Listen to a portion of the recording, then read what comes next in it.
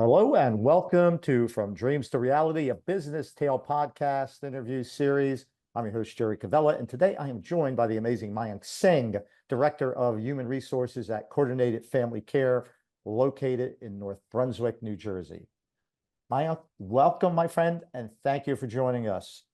How about you Hi, kick Jerry. off the conversation and tell us a little bit more about you and your great organization? Hi, Jerry. Thank you so much for having me. Again, my name is Mayank Singh. I'm the Director of HR at Coordinated Family Care. I've been in the HR field for approximately 16 years now and been with my current employer, Coordinated Family Care, for approximately 6 years.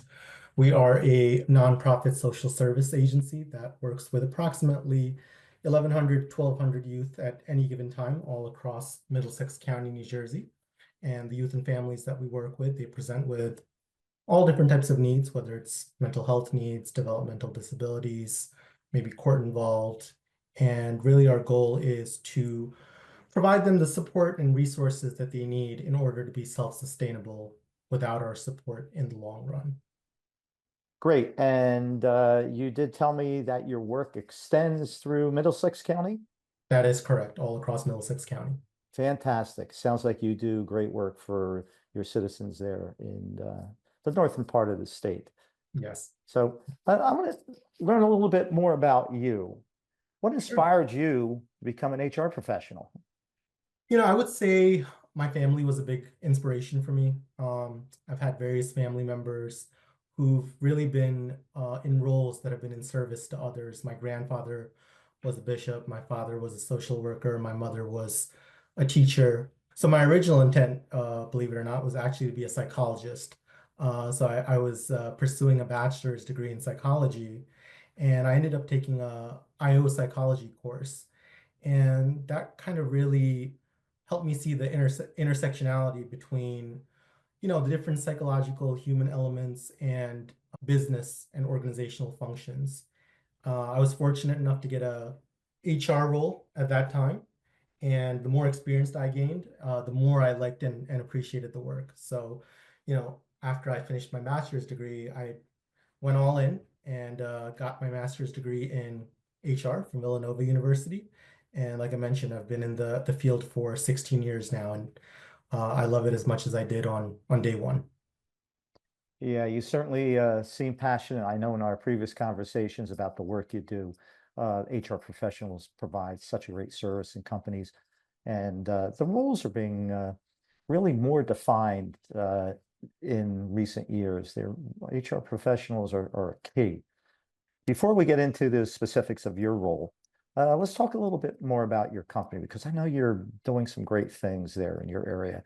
What's unique about your company and the business model? Like I said, we're working with a large volume of youth all across Middlesex County. And it's really a unique model in the sense that we function under an umbrella organization called Perform Care, who refer youth to our agency who may need support. And our agency, Perform Care, as well as some other agencies, we're under a system called the New Jersey Children's System of Care, which is specific and unique to New Jersey in terms of the way that model operates, pertaining to how youth are referred, how they move between different agencies, and the support that they get between different agencies. I would say it's a multifaceted, comprehensive approach that's very effective. In fact, one study rated New Jersey's youth mental health care system as the best across the nation from data that was collected in 2023. So, coordinated family care has been around for over 20 years now, and we've continued to thrive and sustain because of all the work that we've been doing within our communities for the last couple of decades. And is your work targeting a certain age group? So typically we work with youth anywhere ranging between 3 to 18 to 21 in some cases. So it's really focused on adolescents, teenagers, but again, it runs the whole gamut in terms of what age we get. And how about your role within the company? How do you support the organization's model of success? What do you believe is the primary responsibility of the HR professional? Sure. So, I mean, I would say I'm a jack of all trades. So, basically, anything and everything as it pertains to HR, I would say I do, and I kind of wouldn't have it any other way. That's kind of my preference in terms of how I operate. And our model is really based on providing quality services to the youth and families that we work with so that they can feel empowered and can achieve the things that they want to do. So I feel my role is to be a resource and support for our employees, and that way they can support the families and the youth and the work that they do. If you know anything about social services, there's high turnover in our field. There is a high burnout rate in our field. And sometimes the compensation piece can be a challenge depending on what's going on with funding, what's going on just out there in the world. So, it's definitely a role where you have to be creative and adaptable and a problem solver to support the work. So it's a constant cycle of adjustment, readjustment based on both internal and external factors. So, as an HR professional, I want to make sure that our our organization has appropriate staffing. Being understaffed, not just in our industry, but any industry, has a great impact on the quality of service that you're able to put out, causes morale issues, causes wellness issues.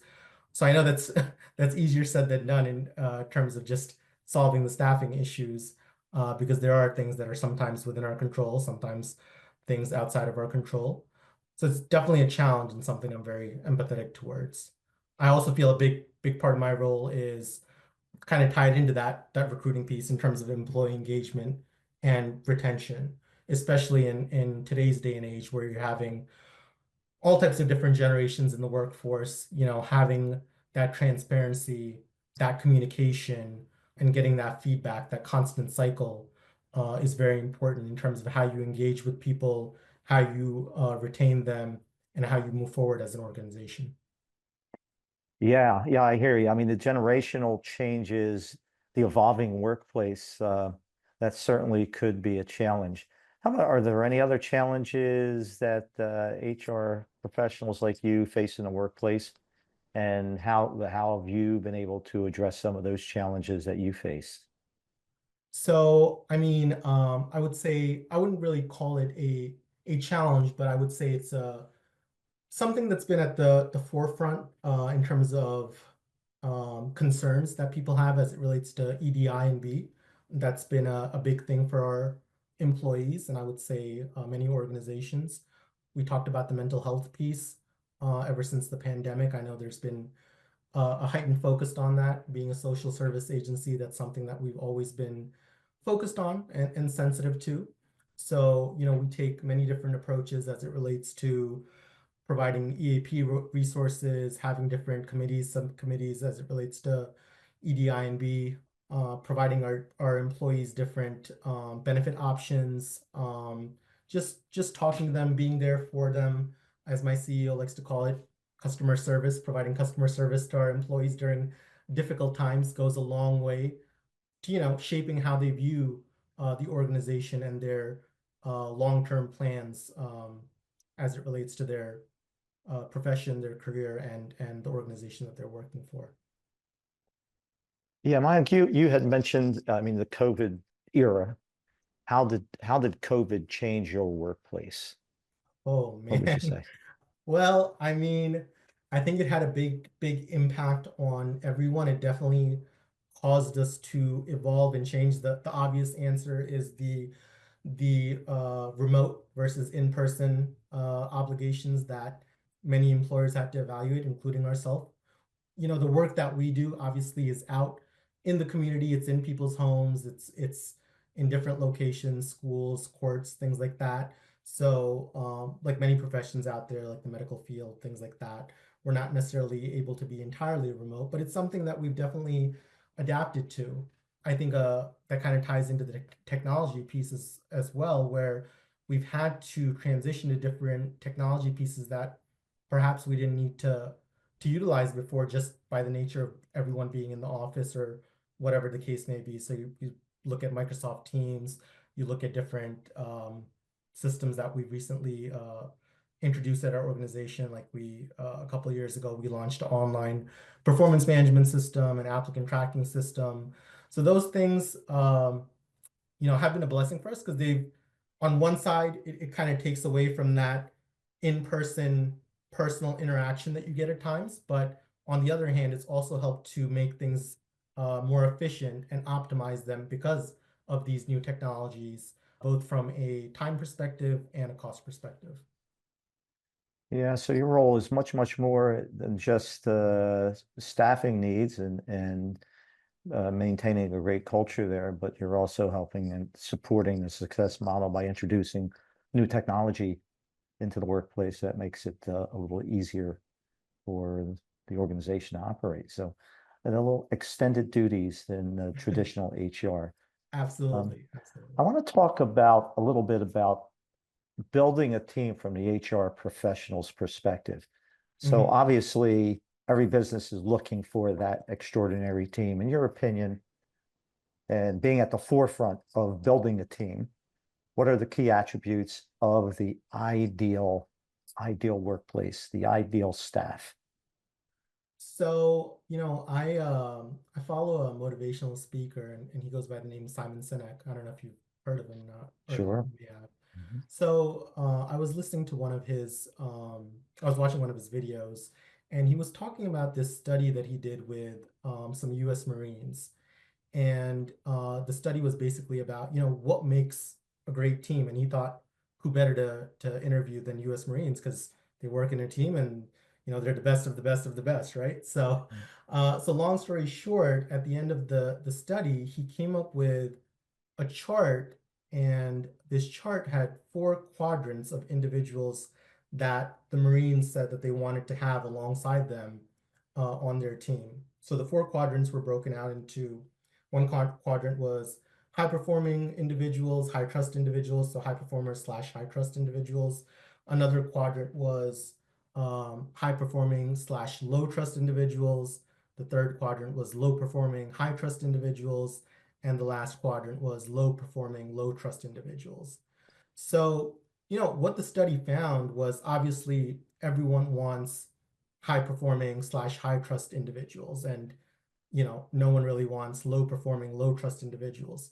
But interestingly enough, the study found that the Marines would rather have low performing, high trust individuals over high performing, low trust individuals. So it's a bit crass that the way that they said it, but the feedback that he got from them was, I trust you with my life, but can I trust you with my wife? So that was kind of the analogy in terms of that trust factor. So when we kind of parallel it to work and the different places each of us work, we've all had those individuals because of their expertise or the times that they've been at the organization. They're a good worker, but man, it's a grind to work with them day in and day out, whether it's because of communication issues or professionalism or whatever the case may be. So I think the most important thing in terms of a team dynamic is trust. And I think there's a couple of things that you can do to help build and cultivate that trust. The first being communication, setting clear expectations from the onset about the team, the work, the organization, the management style. So whoever's walking in those doors knows exactly what to expect when they come through them. Being transparent, when someone is doing well, giving them that feedback and that recognition and acknowledgement, and vice versa. When someone isn't doing well, addressing those things, so that way the person becomes aware and can address those concerns. Oftentimes I've seen people avoiding having those difficult conversations, but that's rarely ever the answer. And then I think the final thing in relation to that trust dynamic, I think, is setting healthy boundaries. We're all people, and as people, we develop personal dynamics, both within the workplace and outside of the workplace as well. And sometimes that can be a good thing, and sometimes not so good. So, whatever the case may be, it's you have to set those expectations that can never impact the work. And if it does, then obviously it would need to be. addressed in some shape or form. Yeah, well said, my friend. Well said. Of course, I mean, without trust, how can we build a team, right? If Yes. that's a foundational element that we consider crucial. Boy, have you hit the mark.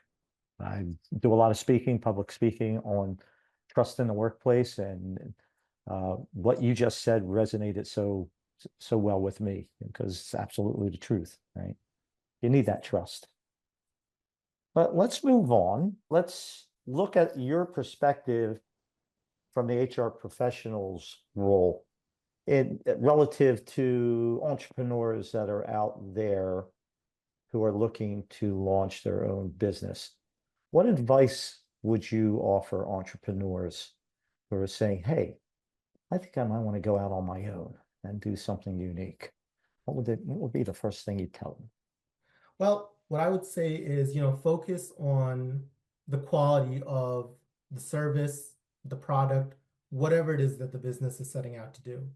From an HR vantage point, that really means finding and supporting the people that believe in the work, that believe in the mission of the business.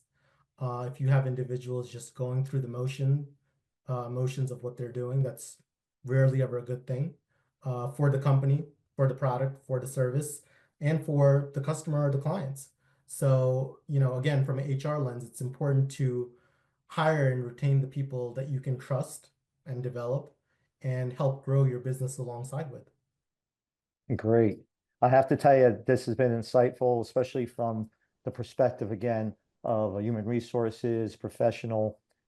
Mayank, thank you so much for joining us today. It was great meeting you and learning more about coordinated family care and your own personal journey. Before I let you off the hook, tell us how people can learn more about your organization and how they can also support that organization, maybe with some awareness across the community. Sure, sure. So you Mhm. can go on our website, which is coordinatedfamilycare.org. We have a contact page where you can reach out to us if you have any ideas in terms of how you would like to support the organization, whether it's maybe volunteering with us, maybe some initiative that you'd like to approach the organization with.